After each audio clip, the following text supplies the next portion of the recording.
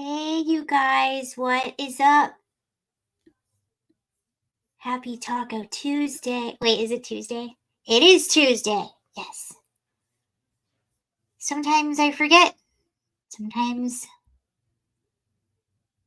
the days they all go together. Here's that. I'm just uploading some last files. Move to.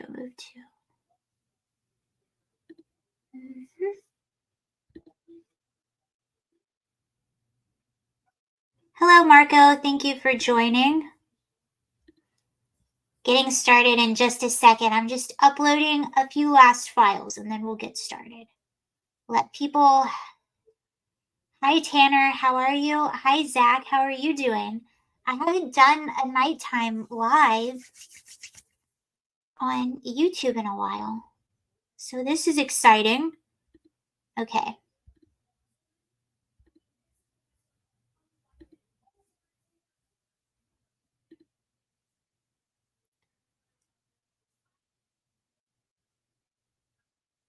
Everybody's good. Cool. What is your name? Oh, do I call you Zach? I don't know why I do that. Jack, sorry about that. Hello, Dave. Unless sometimes when you see something, you can't unsee it. It's dinner time for us West Coasters. Oh yeah, it is. So when I was living on the West Coast, I used to start all of my lives were always at 5 p.m. my time and 8 p.m. Eastern time. So now it's like the opposite. So weird. And it always felt really strange to do lives at 5 p.m. That just felt like such a weird time. But it was 8 p.m.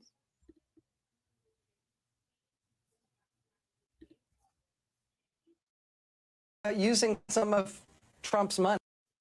That's going to be in a minute.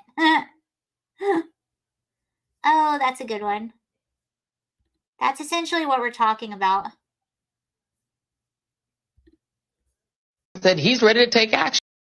Okay, we can laugh with Joy Reid while we wait for people to join on the live. Okay, hopefully I sound okay. Hopefully I look okay and you can see me and you can hear me.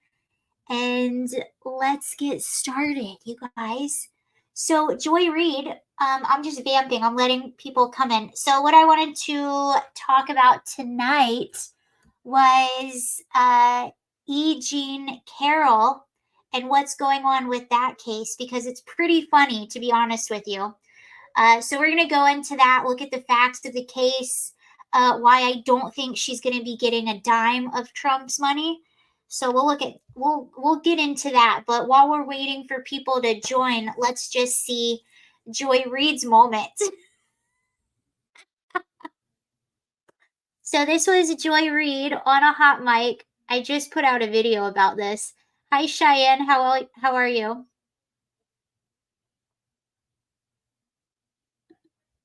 President Biden said he's ready to take action if Congress is serious about solving the border issue. That bill were the law today, I'd shut down the border right now and fix it quickly. And Congress needs to get it done. Starting another fucking war. Still. So did you hear what she said? Starting another effing war. Right now and fix it quickly. And Congress needs to get it done. Starting another fucking war. I mean, Still. how many wars have we almost gotten into, or are we almost kind of in? So she's not wrong. So funny. So she did come out today and apologized. I didn't have time to download that video. I want to see what she said. I just caught a glimpse of it before I got live of her apologizing. Honestly, to me, she doesn't have to apologize. I just think it's funny. Okay, Joy Reid. Joy Reid, where are you?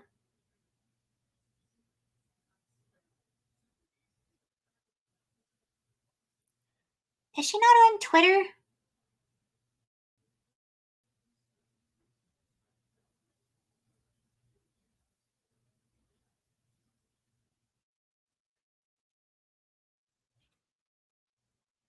Okay. Oh, no, that wasn't her. I don't know. Okay, well, I think she did come out and apologize today. Sorry about that. I saw that she was apologizing right before I was about to be live, so I wasn't able to download any sort of. I don't see it anywhere, but I do think she apologized. I think her reasoning was, I was on the hot mic and I was just talking and things like that happen as they do. She's right. But you know what? It always gets me thinking. Like, I wonder how many of them actually think that. If you remember back to Chris Cuomo, I talked about this in my video on this subject, but if you remember back in the day, Chris Cuomo, he was on Sirius FM radio saying that he hated what he had to do at CNN. He had to say these certain talking points, he had to pretend to be a certain way, and that he hated it and he hated what he did. Well, that went viral. After that went viral, he actually had to backtrack his comments and say, no, I love what I do. I love CNN. But obviously, he didn't last that much longer. You thinking just how many of them don't believe anything they're saying, and I don't know what's worse. I don't know if it's worse actually believing what you're saying, or is it worse not believing anything that you're saying? I have no idea. I don't know which one is worse. But I just find that interesting. But also Chris Cuomo, he's on News Nation now. He is much more likable on News Nation. Not that I like a Chris Cuomo. I'm just saying he's a lot more likable on News Nation than he was. That also brings me to Don Lemon, who's going to be having a show on X, just like Tucker Carlson. So he's going to have his own show on X, which means he's going to be able to say whatever it is that he wants to say. He's not going to have a network over him. So not that I like Don Lemon or I'm going to be a regular viewer of his, but I would be interested to see how different he is when he's doing his own thing, not working for a studio, as opposed to how he was on CNN. If it's anything like Chris Cuomo, I do think it'll be different. I just think it's interesting. Okay, so E. Jean Carroll, in this defamation case, was ordered, Trump was ordered to pay her $83 million. Now, it is important to say this is being appealed. I don't think Trump is actually going to be paying her $83 million, but the left has their talking point. So that's all that really matters with that. And this is her reaction with Rachel Maddow. This woman is a wackadoodle. She is wacky. So I wanted to show you her reaction with Rachel Maddow when the ruling came in, and then we're going to go through facts about the case that we should return to, because I don't know about you, but I kind of forgot about this case for a little while. I forgot just how bonkers the entire thing was. But this is her with Rachel Maddow talking about her winnings.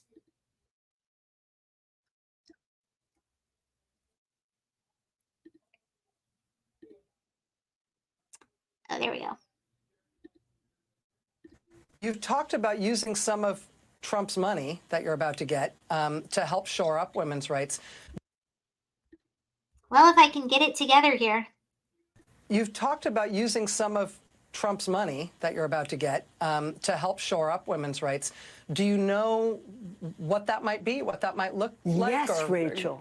Yes. Tell me. I had such great ideas for all the good I'm going to do with this money. First thing, Rachel, you and I are going to go shopping. We're going to get completely new wardrobes, new shoes, motorcycle for Crowley, new fishing rod for Robbie. Rachel, what do you want? Penthouse?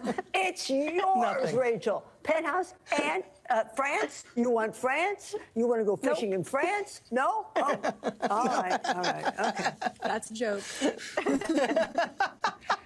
Although if me fishing in France could do something for women's rights, I would take the hit. You know, I would obviously take one for the team. All right, let me as if you need persuasion in that regard. Let me. So that was her reaction on Rachel Maddow, the uncomfortable laughter. Imagine sitting next to her, you're probably thinking to yourself, stop talking. Stop talking. Please, please just stop talking. You can stop talking now. Is she still talking? It's one of those where you just, the less you talk, the better. Let me do the talking. Anyhow, the first thing about this to know is there is a possible conflict of interest here. So let's look at what's going on. Former President Donald Trump's attorney, hold on, I'm adjusting. Let me just make sure. My microphone is so sensitive, this cord. Let's just make sure I'm plugged in. Okay.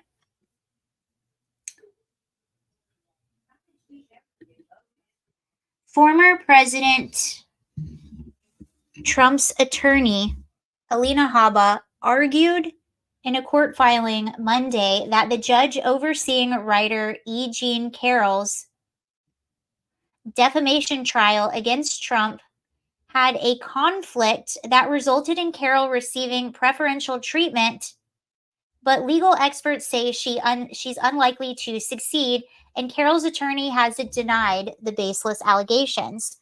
So a jury ordered Trump to pay $83 million in damages to Carroll on Friday after he defamed her in 2019 by denying her allegations that he assaulted her in the 1990s and claimed Carroll isn't my type. Habba filed a letter in court Monday on Trump's behalf, which pointed to a New York Post article reporting Carroll's lawyer, Robert Kaplan, worked at the same firm as the U.S. District Judge Lewis Kaplan, no relation, who oversaw the case, with a source claiming the now judge was like Roberta Kaplan's mentor. Did I say Roberta? It does say Roberta. Oh, it is Roberta. Habba filed a letter in court on Monday on Trump's behalf, which pointed to a New York Post article reporting Carroll's lawyer, Roberta Kaplan, worked at the same firm as U.S. District Judge. Okay, this is where I'm getting confused because they're both Kaplans. So Roberta Kaplan is her lawyer, and the lawyer worked at the same firm as the judge. And they're saying that the judge was like Carroll's lawyer's mentor when they worked together decades ago in the 90s. Habba said that she would use the connection as a part of her appeal of the jury's verdict, writing, "We believe and will argue on appeal that the court was overtly hostile towards the defense counsel and President Trump and displayed preferential treatment towards plaintiff's counsel." Roberta Kaplan denied Habba's baseless allegations in a letter to the court Tuesday, writing that she and the judge only overlapped at a law firm for 2 years and that she remembers no direct interaction with him at the time period, with your honor, at all, let alone them having any kind of mentor-mentee relationship. So they're denying any of this. Even if the lawyer and judge did have a professional relationship, legal experts said Habba's argument was unlikely to work. CNN's legal analyst and former prosecutor Ellie Honig called Habba's argument bogus and noted on the network Monday that the judge having connections to lawyers is commonplace, saying every judge in that courthouse knows, socializes with, and has worked with, sometimes maybe mentored, dozens, hundreds of attorneys in the city. Well, another argument that they are making, hold on, I think I put it in a note.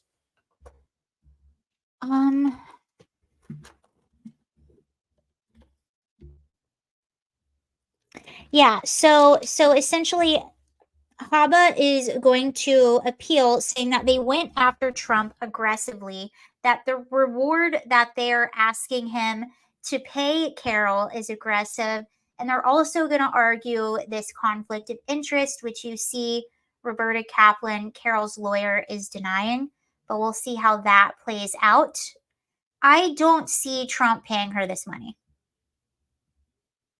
And it just seems odd. It seems, I mean, his defense was, look, I was an acting president at the time. This person is accusing me of something that I don't think is true. I have a right to defend myself. How is that defamation? So you have that. But now this is where it gets really interesting, because I think a lot of us, or at least myself, I forgot all of the oddities within this case. So here are 15 facts about E. Jean Carroll's allegations against Trump the media doesn't want you to know.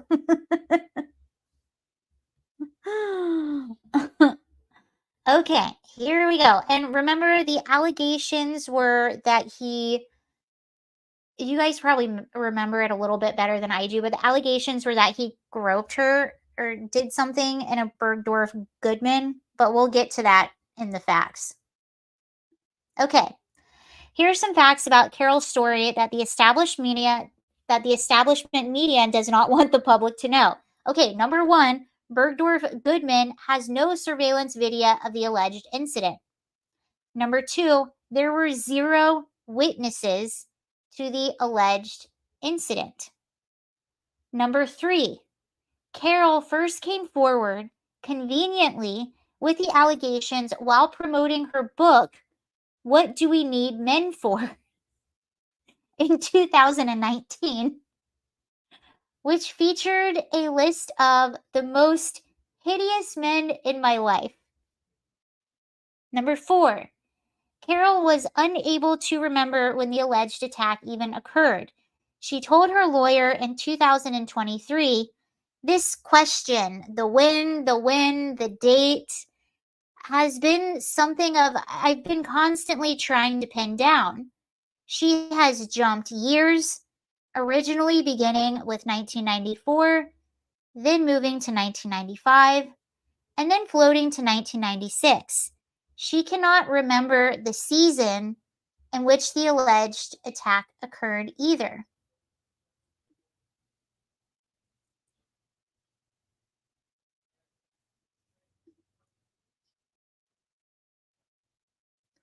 Number 6. The Donna Karan blazer dress she claims to have worn during the alleged incident was not even available at the time of her claims. Trump attorney Boris Afistian, I don't know how to pronounce that, I apologize, told reporters, she said, this is the dress I wore in 1994. They went back, they checked, the dress wasn't even made in 1994. And that's why the dates moved around. This is the 80s. Is it the 90s? Is it the 2000s? President Trump has consistently stated that he was falsely accused and that he has the right to defend himself. Number 6, she never came forward with these allegations over the years despite constantly being open about sexuality, posting things that were very sexual in nature on social media, many of which Trump has shared. They include remarks such as, how do you know your unwanted sexual advance is unwanted until you advance it? And sex tip I learned from my dog. When in heat, chase the male until he collapses with exhaustion. Then jump him. Okay. We're not even on number 7 yet.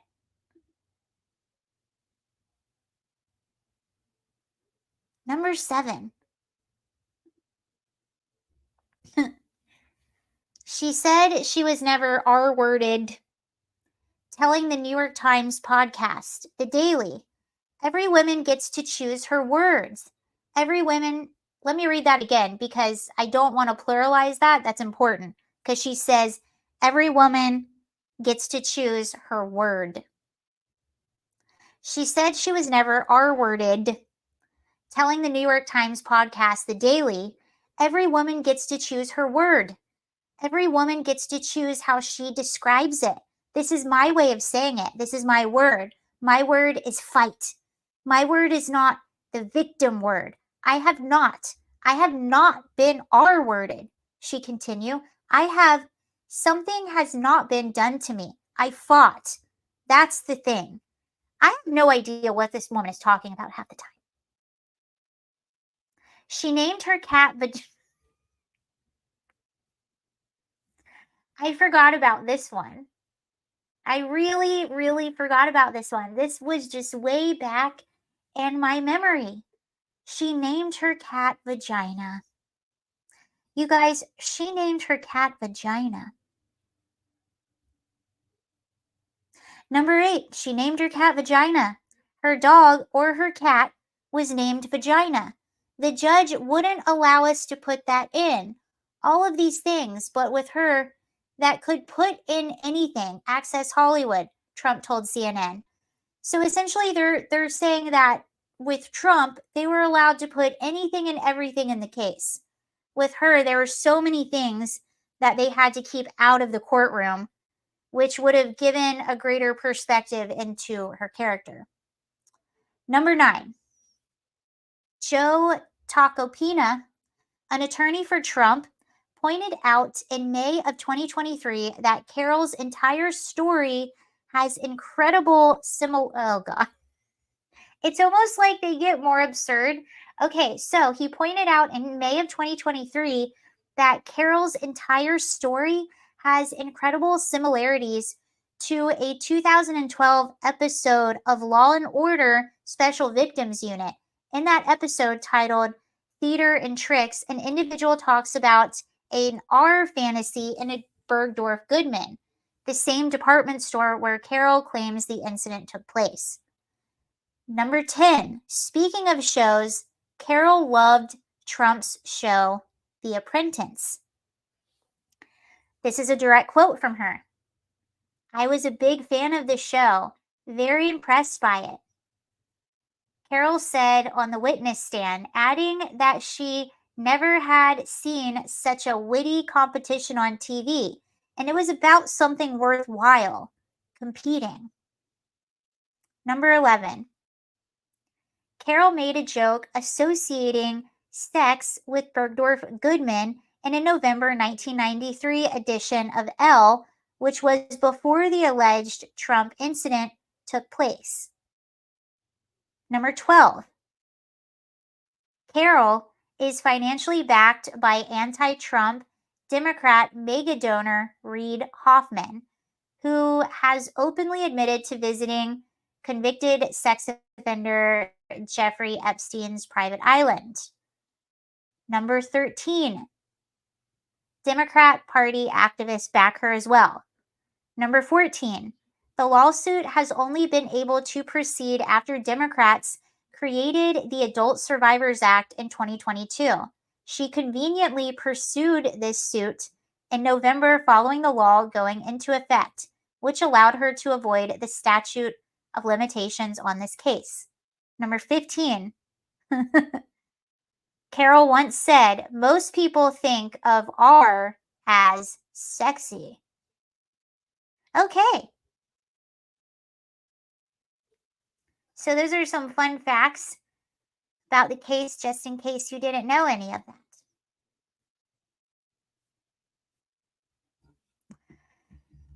that. She's an interesting lady. Oh boy. Oh boy.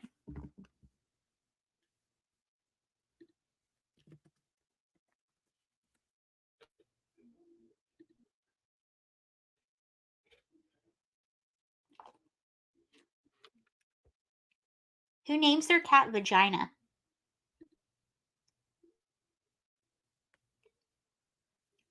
That's kind of a red flag right there. Who names their cat Vagina? Huh.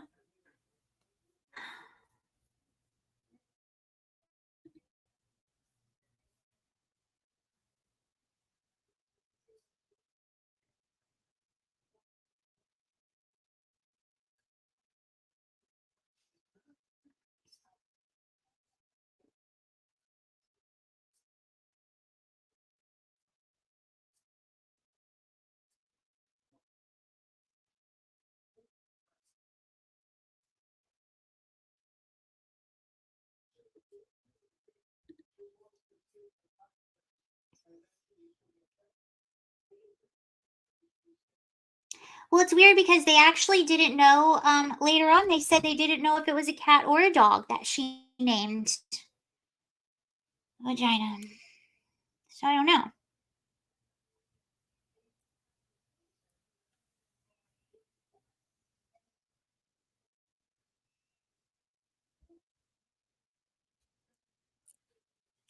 So I actually, you know what? I'm gonna let me see if I can get these videos on the live stream. So I went down this rabbit hole last night. I was on a saga of this guy. He lives in Brooklyn. Okay. These are just personal videos that he posts to his TikTok. And the migrants have infiltrated his neighborhood, and it is wild what is happening around there. So let me get these videos uploaded and we will go through. So I believe he works and his family owns an auto shop in Brooklyn, and his uncle had the back of an 18-wheeler parked out front. It's his truck bed. And he was shocked one day to see that a migrant family was living in it. So that's what we're going to look at. And then I'm going to tell you kind of what I learned from his TikTok. You learn so much from people that just live in these areas. You learn so much more than what you do when you just watch the news sometimes.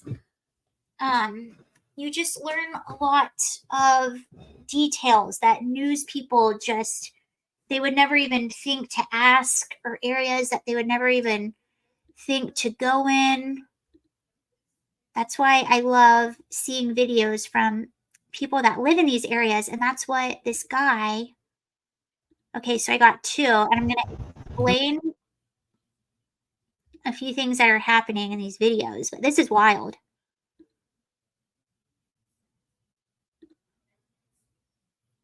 Okay, yeah, you almost Definitely can can. it up, but I don't think he is. But you just have to see it to believe it.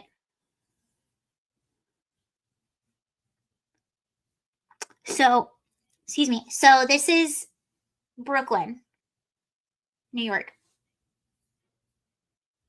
Bro, you definitely can't make this up. Somebody in there? No matter how many times we call Child Protective Service or NYPD, they don't show up. We can't physically go into that trailer with children in there. Hello? We cannot physically lock the trailer because children are in there. And we definitely can't drive away with the trailer because children are in there, as you can see. We went to the migrant shelter to figure out what's going on in there to make these guys want to live in the trailer, like someone suggested in my comment section. We went there. Someone there basically told us that these people are coming inside the shelter with 4 to 5 hot plates and cooking with them running simultaneously. The problem with that is it's tripping the circuit breaker in the hotel, which causes a blackout, which is a security issue.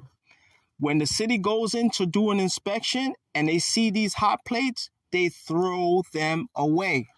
When they threw the hot plates away, these people got in their feelings and they bounced. They dipped out of the hotel on their own free will, and now they're living in my uncle's trailer. The problem with that now is we can't get them out due to political legalities. We just got to sit here and just wait. You see they playing lotto and all type of stuff, all losing tickets. So they don't really have a clue what they're doing. They're in the migrant shelter trying to be Chef Boyardee.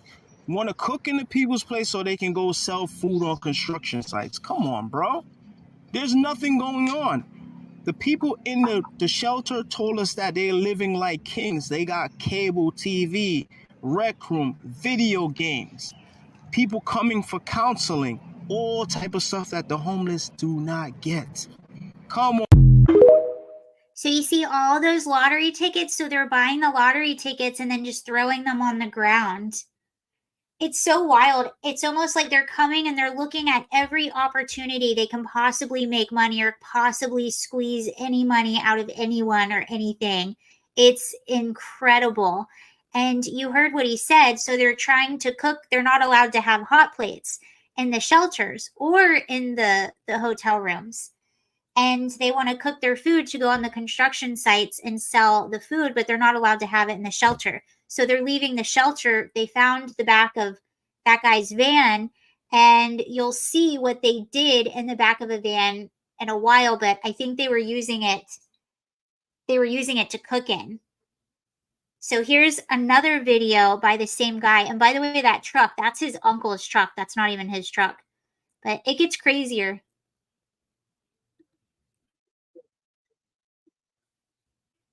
It's crazy. This is Brooklyn, okay? This is in the middle of Brooklyn.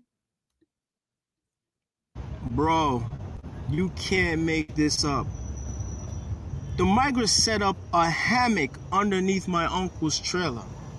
I can't even tell him about this, bro.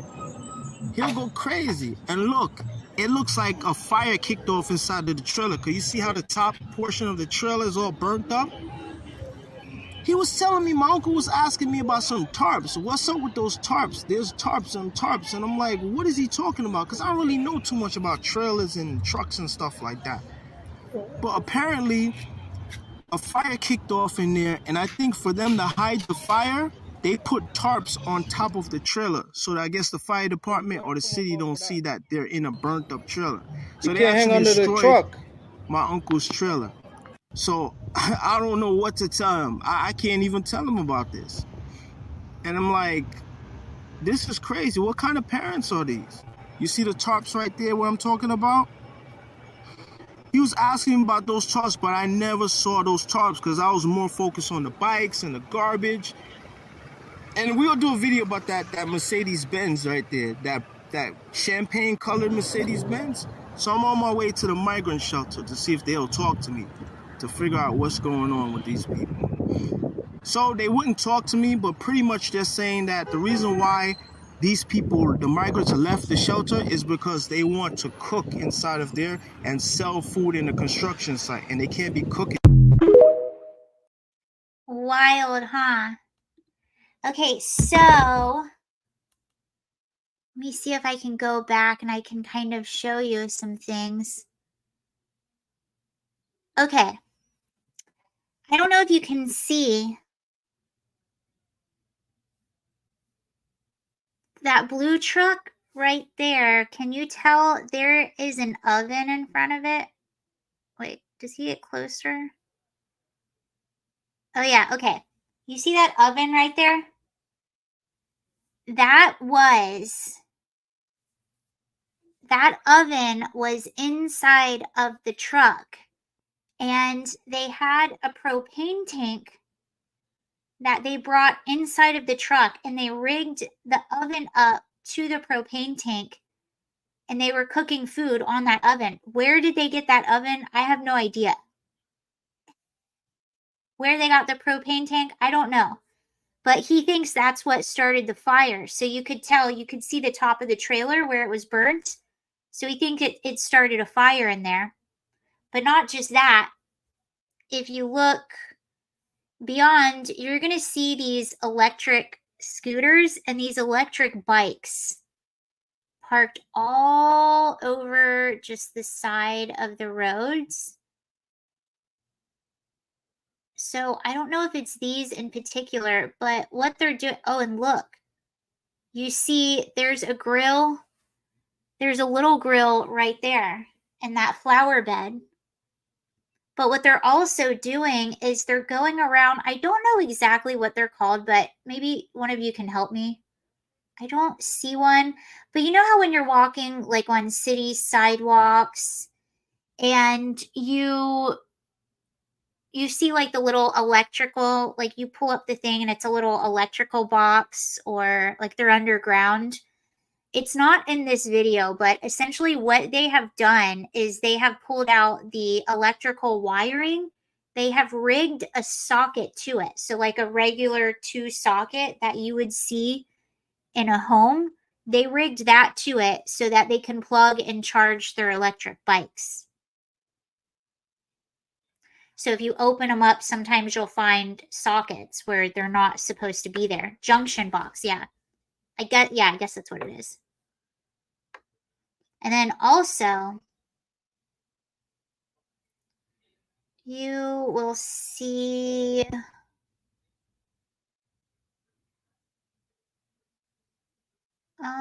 you don't really see it in this video, but a lot of them are driving cars without license plates as well. They don't have registration or license plate.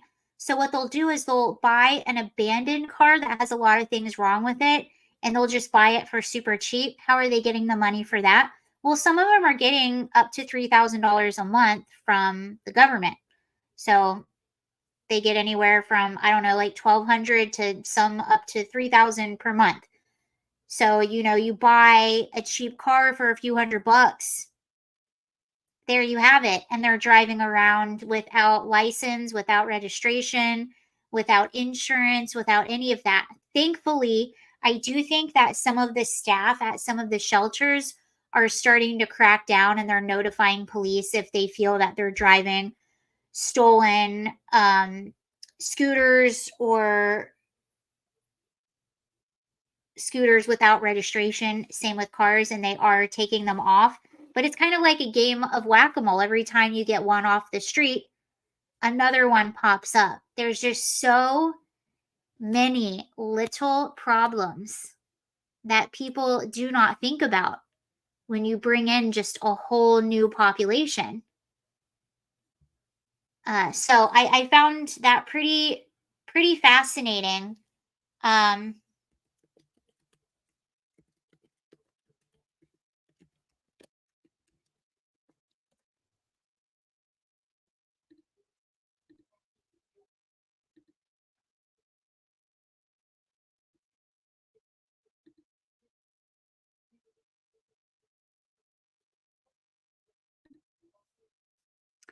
They also now they have pickpocket groups.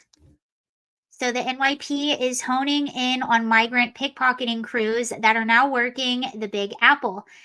With nearly 100 asylum seekers already popping up on the NYPD radar, law enforcement sources tell the Post. One particularly sticky-fingered trio was nabbed over the weekend over allegedly picking pockets of 3 separate Greenwich Village watering holes in under 30 minutes. It's been happening all the time here, one staffer at the Red Lion on Bleecker Street told the Post. The last few months, it's been intense. Maybe they spread the word. I don't know. It's on Friday and Saturday when it's really busy. They work as a team. It's creepy. So they did arrest 3 people over the weekend. We have a hard enough time going after actual New Yorkers committing crime, one frustrated cop told the Post. Now we have to deal with a whole different subset of people who arrive here with no means of support, no legal means of working or opportunity. So I don't see how this should come as any surprise.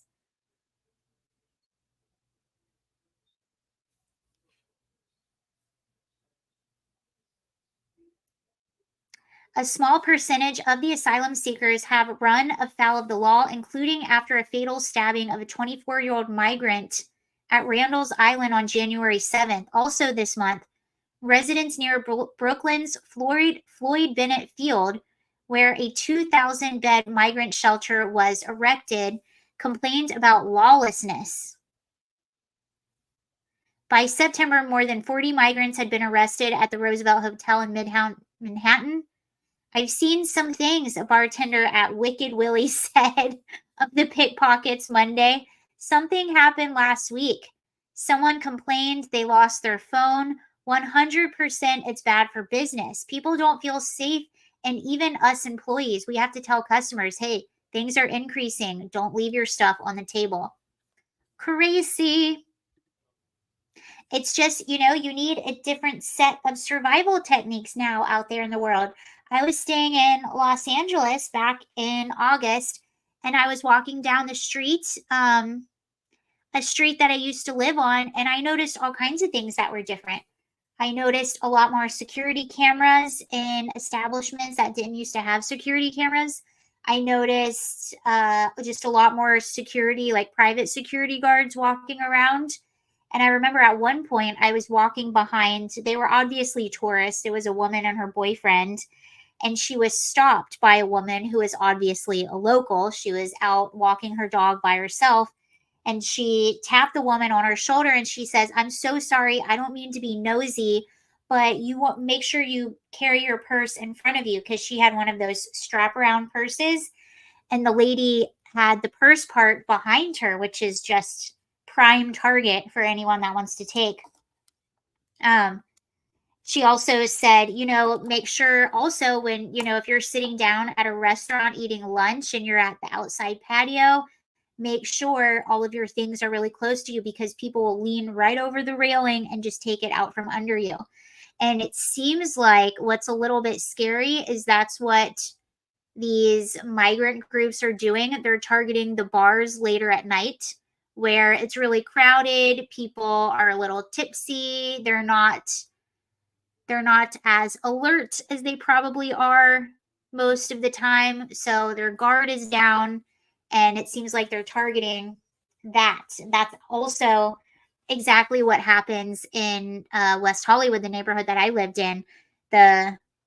There's one area where it's just nothing but bars, and it's really crowded every weekend. And that area at about 2 or 3 in the morning, when people are leaving the bars and they're a little bit tipsy, that's when a lot of people get targeted and robbed. So you got to be safe out there. It's just not the same thing anymore. In areas where they feel like people are more affluent, areas where they feel like people have their guard down, are the areas where groups like this will target people.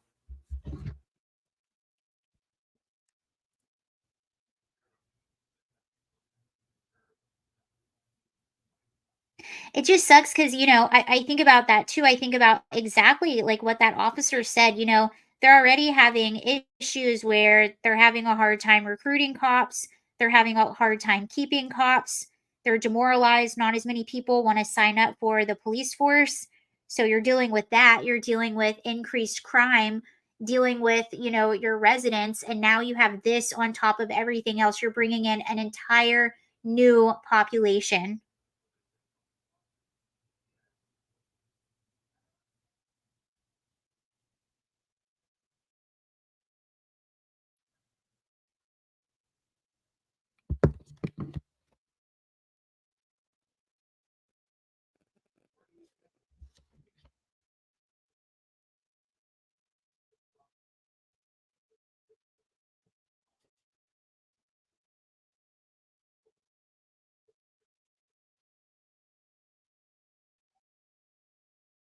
Oh, wow. Literally, right as we're talking about this, I'm going to get off here in just a second.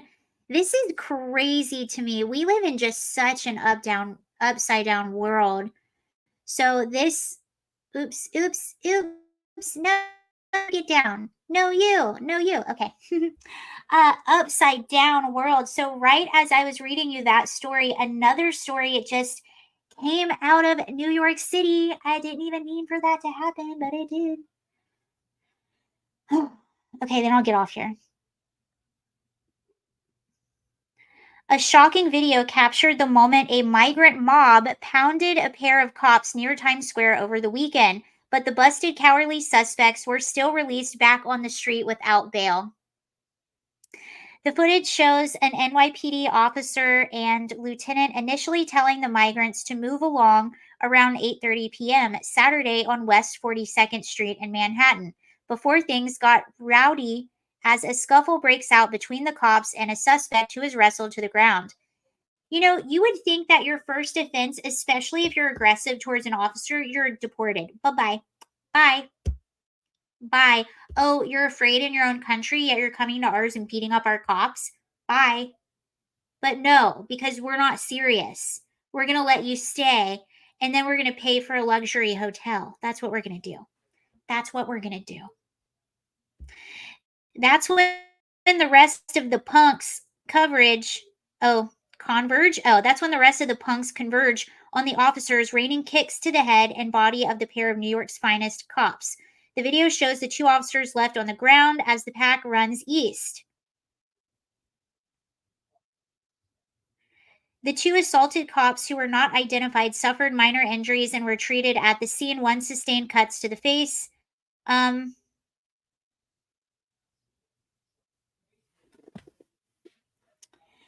One cop said, attacks on police officers are becoming an epidemic, and the reason is a revolving door. We're seeing cases like this one. It's impossible for police officers to deal effectively with crime and disorder if the justice system can't or won't protect us while we do that work.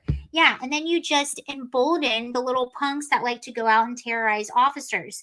Do you think that these kids that beat up this cop, do you think they have any respect for America? Why would they? We just let them break into our country.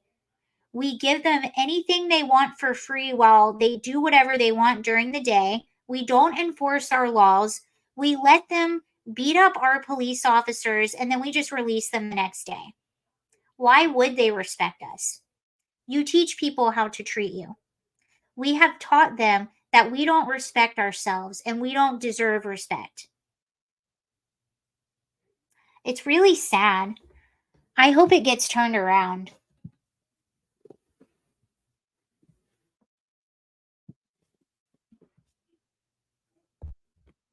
Anyway, all right. Thank you all so much for watching. I hope you have a really good night.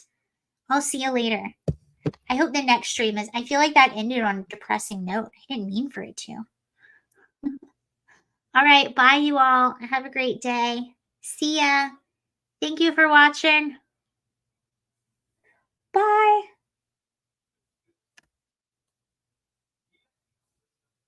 Bye, guys.